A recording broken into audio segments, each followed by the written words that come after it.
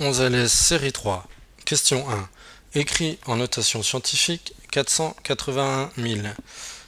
Je te rappelle, l'écriture scientifique, c'est une écriture de la forme A fois 10 puissance n avec le nombre A compris entre 1 et 10 exclu du côté de 10. Autrement dit, ici, il va falloir mettre la virgule entre le 4 et le 8.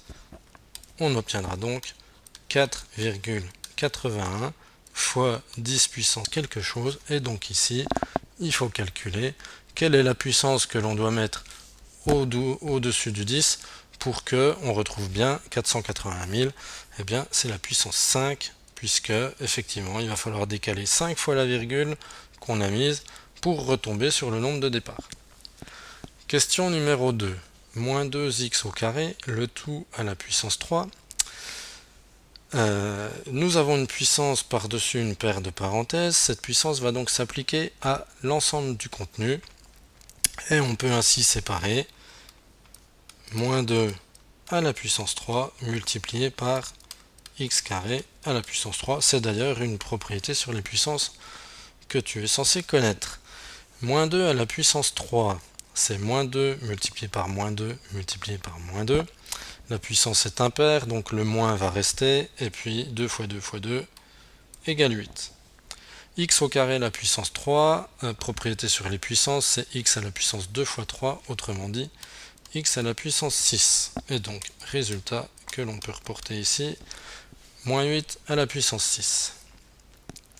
Racine de 100 moins racine de 64. Attention, il n'y a pas de propriété avec les soustractions pour les racines carrées, donc surtout, on ne m'écrit pas un truc de ce genre-là.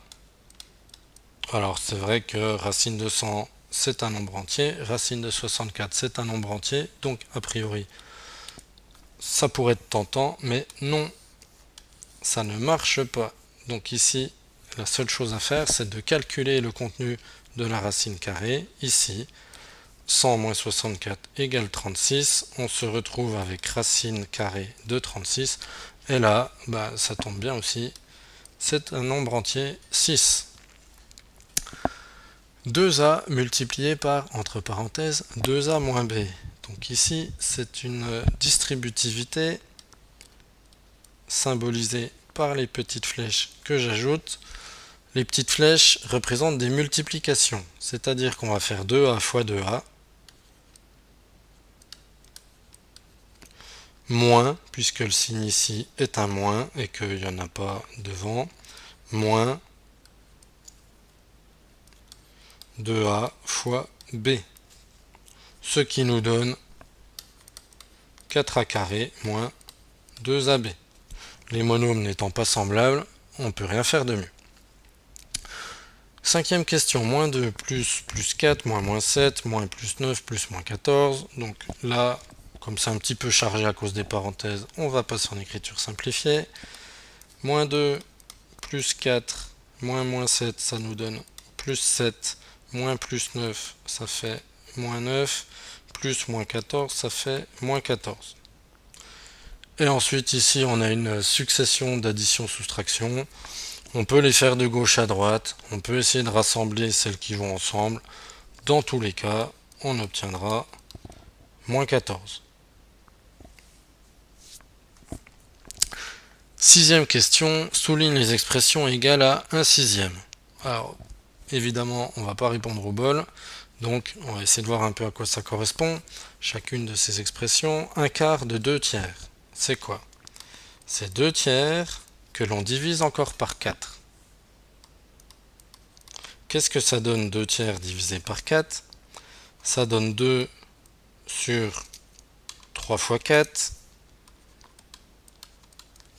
Simplification, ça nous donne 1 sur 3 fois 2, donc simplification entre le 2 et le 4, ce qui nous fait 1 sixième. Donc,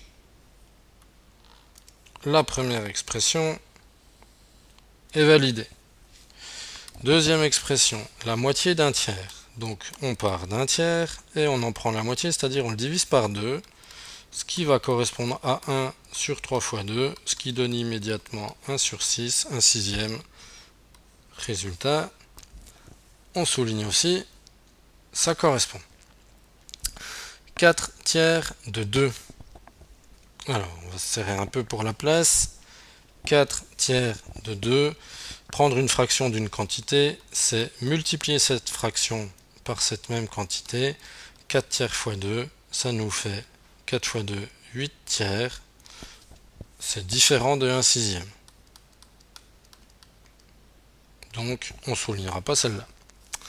2 tiers d'un quart, même principe, ça va correspondre à la multiplication 2 tiers fois un quart. Finalement, on va reconnaître un petit peu la première expression, puisque on va avoir simplification ici entre 2 et 4, et on aura encore un sixième à la fin. Donc, hop, on la souligne. Et pour finir, je finis un petit peu hors cadre, 2 fois 1 tiers, à pas confondre avec la moitié d'un tiers, ben c'est tout simplement 1 tiers qu'on aura multiplié par 2, ce qui nous fait 2 tiers, et ça, c'est différent de 1 sixième, donc on ne le souligne pas.